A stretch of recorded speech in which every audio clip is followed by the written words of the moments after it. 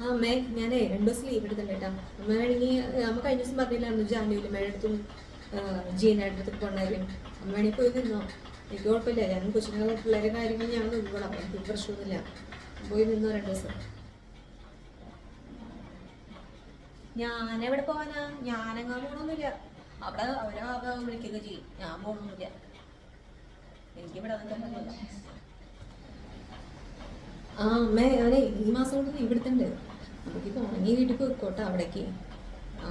ഞാൻ ലീവ് എടുത്ത് തീരാണ്. നമ്മൾ കഴിഞ്ഞ മാസം കൂടി പറയുന്നതാണ് പോകണമെന്ന്. കഴിഞ്ഞ മാസം പോയില്ല, ഈ മാസം പോകണമെങ്കിൽ പോയിക്കോ. ഇവിടുത്തെ കാര്യം ഞങ്ങൾ നോക്കിക്കോളാം, ഞങ്ങൾക്ക് കുഴപ്പമൊന്നുമില്ല. ഒന്ന് പോയിരുന്നു മോളെ, പോകണം. ഞാൻ പോകണില്ല എന്ന് പറഞ്ഞില്ലേ, ചെയ്യാൻ പറ്റില്ല. മടിയാവണം അവിടെ വരെ പോയിട്ട് തിരിച്ചു വരാനായിട്ട്. പിന്നെ എങ്ങനെയാവും, പിന്നെ പോകും, കുഴപ്പമില്ല. ആ മോളെ ആ ആ പറയേ.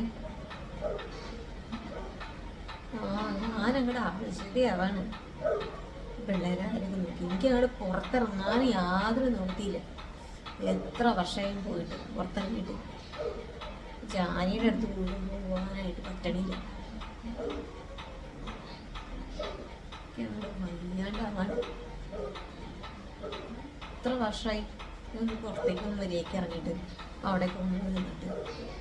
പക്ഷെ എന്താ ചെയ്യുക, പിള്ളേരുടെ കാര്യം നോക്കണ്ടേ, ഇവിടുത്തെ കാര്യം നോക്കണ്ടേ.